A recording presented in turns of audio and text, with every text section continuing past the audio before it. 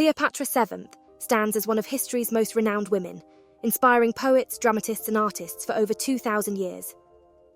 Through her cunning and guile, she managed to rule Egypt, even as her siblings fell by the wayside. Her legendary beauty and charm sparked one of history's most famous romances, leading to the ancient world's ultimate tragedy. Today, we take a closer look at the original Queen of the Nile, Cleopatra. Born in 69 BCE, Cleopatra VII entered a world where Egypt's 3,000-year history of power was waning. The country was ruled by a dynasty of pharaohs, all bearing the name Ptolemy, who had come from Macedonia in 323 BCE. Now, however, the looming threat of invasion from the powerful Roman Empire endangered their rule. While the early Ptolemies had governed with strength and wisdom, Cleopatra's father, like many of his successors, proved to be a weak and ineffectual leader. As a result, Cleopatra's early years were marked by uncertainty and instability. Cleopatra was acutely aware that her family was embroiled in conflict, both with the people they ruled and among themselves. The Egyptian populace suffered under the harsh rule of Cleopatra's father, Ptolemy XIV, and they deeply resented his alliance with Rome. When Cleopatra was just 4 years old, the citizens of Alexandria revolted, driving Ptolemy out of Egypt. He fled to Rome, and Cleopatra's older sister Berenice assumed the throne. 3 years later, Ptolemy returned to Egypt, backed by the Roman general Pompey. With their support, he reclaimed power from Berenice and resumed his reign as pharaoh. One of his first acts upon regaining control was to order the execution of his eldest daughter. This left Cleopatra with 2 surviving sisters and 2 younger brothers, all of whom were rivals, each hoping to one day rule Egypt. Shortly after Berenice's execution, the next oldest daughter, Cleopatra Tryphena, died under mysterious circumstances. Many historians suspect that she was poisoned by one of her siblings. Cleopatra was now left with only one surviving sister, the youngest, Arsinoe IV. She must have wondered how long she herself would endure. Her 2 younger brothers, both named Ptolemy according to tradition, were destined to become rulers of Egypt as Ptolemy XIII and Ptolemy XIV. By the time Cleopatra was 14, she had become Ptolemy the 12th oldest living daughter. Upon his death, she was to ascend to the throne as the wife of her younger brother, Ptolemy XIII. The prospect of becoming queen filled the young Cleopatra with both excitement and dread. Vividly recalling the tragic fates of her 2 sisters, she feared that enemies might also seek to kill her. However, Cleopatra was clever. She had cultivated relationships with powerful courtiers, believing they would offer her protection. From her early teens, Cleopatra was groomed for rulership. She began learning new languages, including Egyptian, a language surprisingly absent from the royal court, where her family exclusively spoke Greek. Cleopatra also leveraged religion to strengthen her claim to the throne, declaring herself the daughter of the sun god, a title steeped in ancient royal tradition. Following her father's death, Cleopatra and her husband-brother began their reign in 51 BCE. At nearly 18 years of age, she was a decade older than the new king, Ptolemy XIII, which allowed her to take full responsibility for governing the country. It was a particularly challenging time for Egypt. Domestically, the nation faced significant issues, including a discontented peasantry brought to its knees by famine and the hostility of other family members. On the international front, foreign relations were equally fraught, with the most pressing concern being Rome's unrelenting demands for taxes. Despite the requirement that her brother husband Ptolemy XIII co-rule with her, Cleopatra had little interest in sharing power.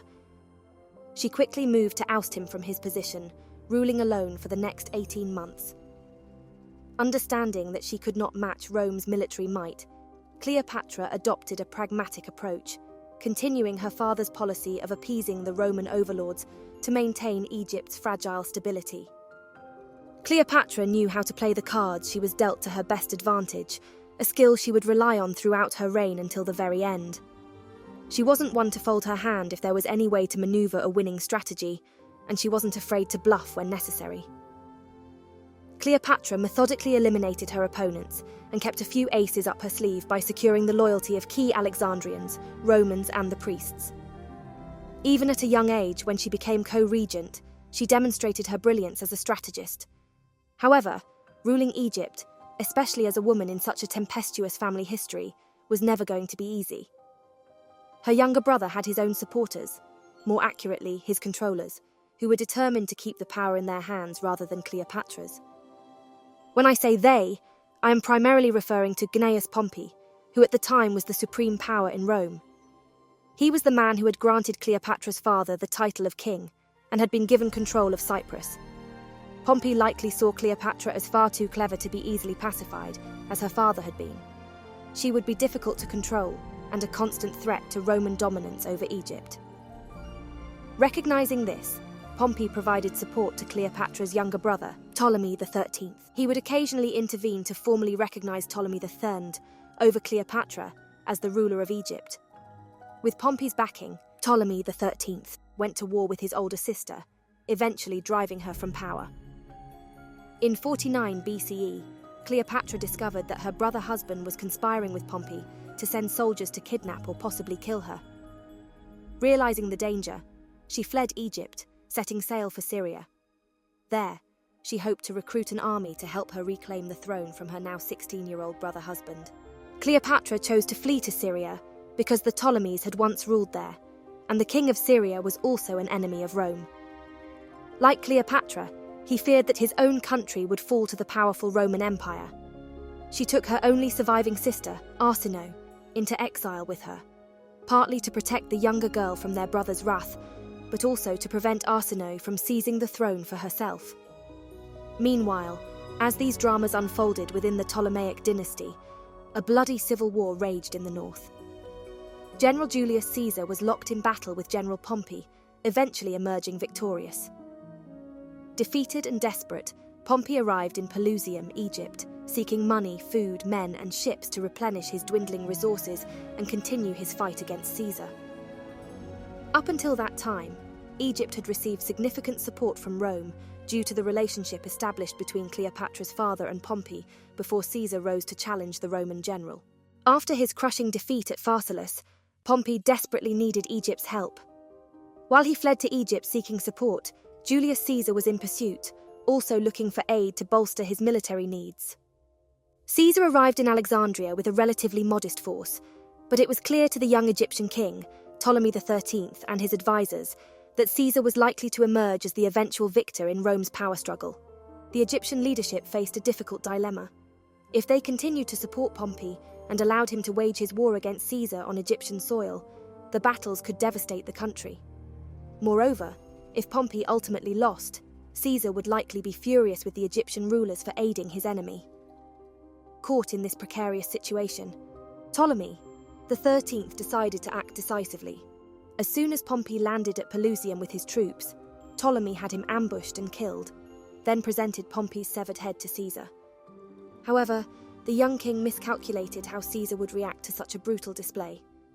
Instead of gratitude, Caesar was far from pleased to see his enemy's head delivered by the Egyptian king.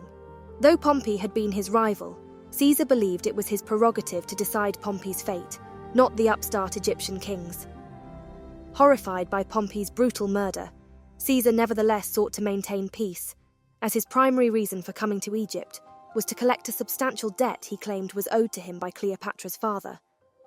To resolve the situation, he ordered both Ptolemy and Cleopatra to meet with him to discuss a peace treaty. Seeing her chance, the now 21-year-old Cleopatra acted swiftly. She slipped past Ptolemy's general Achilles, who was blocking Pelusium, and sailed along the Nile coastline to Alexandria. Once there, she made her way to the palace to meet with Caesar. By this time, Cleopatra had matured into a savvy and resourceful young woman. While legend suggests she was smuggled into the palace rolled up in a bedroll, this story has largely been debunked. In reality, Cleopatra did not need to resort to such covert measures to secure an audience with Caesar in Alexandria. She had already been in communication with him from her position across the border. Before slipping past Achilles and making her way to Alexandria, Cleopatra likely sent word to Caesar that she was coming, or perhaps he had summoned her. In either case, her arrival at the harbour that night was probably no surprise. Cleopatra, determined to make a powerful impression, donned her most striking attire and put great effort into looking her most beautiful for her meeting with Caesar. Whatever she did, It was highly effective, as Caesar soon ordered her reinstatement to the throne. When Ptolemy XIII arrived and found Cleopatra back in the palace as co-regent, he was far from pleased. He reacted with a royal tantrum. Though Caesar was clearly impressed with Cleopatra, he was also mindful of the support her brother had among many of the Alexandrian elite. Handling the situation with careful diplomacy, Caesar read aloud their father's will, which stated that he wished for his children to rule together. However, the young king was not appeased. In a fit of rage, Ptolemy XIII stormed out of the palace and threw down his crown. An amused Caesar allowed the young king to leave the city, where he eventually joined his sister Arsinoe in Sicily.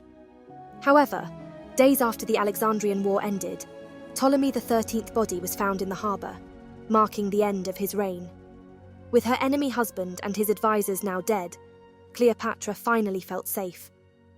Caesar had promised to protect her and her new husband, her surviving 11-year-old brother, Ptolemy XIV. Together with Caesar, Cleopatra sailed down the Nile to meet her subjects and display her power. Rumours soon spread that she was pregnant with Caesar's child, who would later be named Caesarion. When Caesar returned to Rome, he left 15,000 of his finest soldiers behind to guard Cleopatra. After securing control of Egypt, Caesar was hailed as a hero upon his return to Rome. Before long, Cleopatra travelled north to join him. Cleopatra claimed that her journey to Rome was to negotiate a peace treaty between Egypt and Rome, but her true motive was to secure Caesar's protection. She was determined to prevent her younger brother and his advisors from attempting to seize power in Egypt during her absence. Many Romans were uncomfortable with Cleopatra's relationship with Caesar, fearing that he might name Caesarion as his heir, giving Cleopatra influence over the Roman Empire through her son. As Caesar celebrated his victories, he paraded his captives through the streets of Rome, including Cleopatra's sister Arsinoe, who had led the Egyptian army against him. Arsinoe was dragged through the streets, bareheaded and in chains, a public disgrace, especially for an Egyptian woman who customarily wore a long cloak and veil outside their homes. Despite the humiliation, Arsinoe was fortunate. Unlike other prisoners, she was not killed. Caesar knew that executing a princess publicly might incite a riot among the Romans. To commemorate his victory at the Battle of Pharsalus, he built a new temple in Rome. In it, he commissioned a beautiful statue of Cleopatra, depicted as a mother holding Caesarion in her arms. However, crisis soon followed.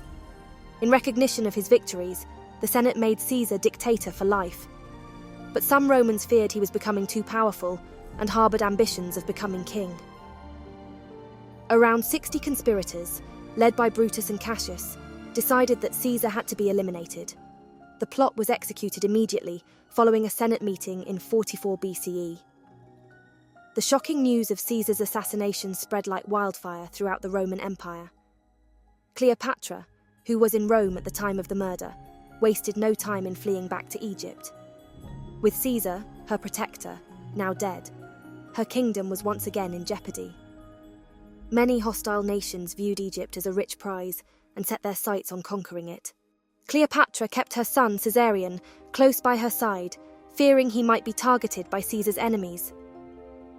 Upon her return to Egypt, she discovered that her sister Arsinoe, who had been released from Roman captivity, was conspiring with an anti-Caesar faction in an attempt to seize power. Many nobles in the Egyptian court supported Arsinoe and joined her in the conspiracy against Cleopatra. At the same time, Egypt was facing a severe crisis due to the failure of the Nile floods. The river's low water levels meant that the rich mud, essential for irrigating the fields, was not spread. As a result, crops failed, animals died, and many families suffered from famine and disease.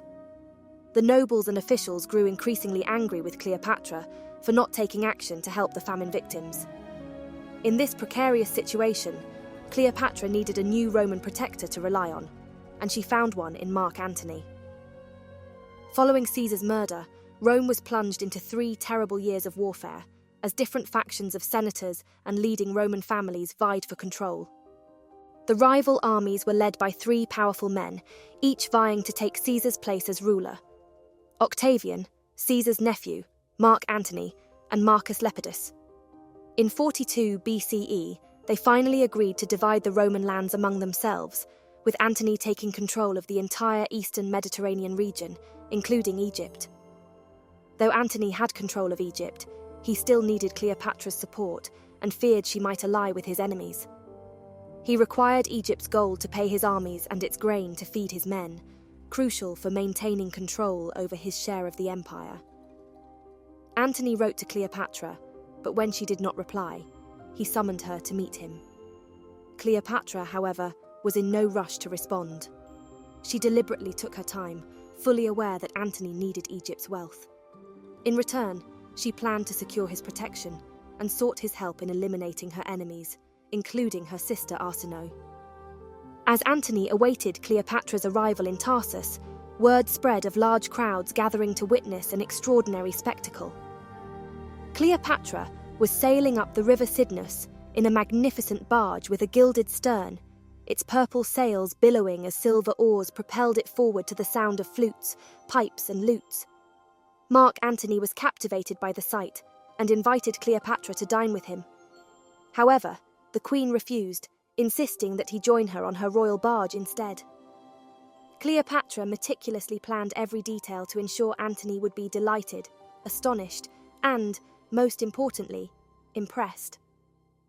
During her visit to Tarsus, Cleopatra met with Antony several times, each time dressed as the goddess Aphrodite. Cleopatra offered Antony crowns of vine leaves, a symbol of Dionysus, the Greek god of wine, subtly reminding him of the legend that Tarsus was, where Aphrodite and Dionysus first met and fell in love. Her seduction was successful. Cleopatra's dramatic visit to Tarsus won Antony's support in her struggle to maintain control over Egypt. Enchanted by Cleopatra, Antony abandoned his campaign against the Parthians and hurried to Egypt. They spent the winter of 41 BCE together in Alexandria, where Cleopatra rarely left Antony's side. During this time, her two remaining siblings, Arsinoe and Ptolemy XIV, were put to death. Soon after, Cleopatra became pregnant. Antony, however, did not stay in Egypt to witness the birth of their twins, a boy and a girl. In 40 BCE, he had to return to Rome because his wife, Fulvia, was leading a rebellion against Octavian. Cleopatra continued to rule Egypt alone, and Antony did not return for another 4 years. When he finally sailed back in 36 BCE, after suffering a disastrous defeat in Parthia, Cleopatra welcomed him with open arms. Cleopatra needed a powerful ally to help her maintain Egypt's independence. Antony, seeking to establish an empire in North Africa and the Middle East to challenge his rivals in Rome, found a willing partner in Cleopatra. She supported his plans, knowing they would enhance her own power. In 35 BCE, the couple had a third child, a son named Ptolemy Philadelphus. In early 34 BCE, Antony invaded Armenia and returned to Alexandria in triumph. During a grand celebration, Cleopatra was crowned Queen of the Kings, and their young children were granted royal titles over various Middle Eastern territories. Top Roman politicians, led by Caesar's nephew Octavian, were alarmed by reports of Antony and Cleopatra's ambitions to establish their own empire. Their concern deepened when Antony divorced his Roman wife, further enraging Octavian. Outraged, Octavian personally declared war against Cleopatra and all of Egypt. Although Antony had tried to avoid a conflict with Rome, it was now inevitable.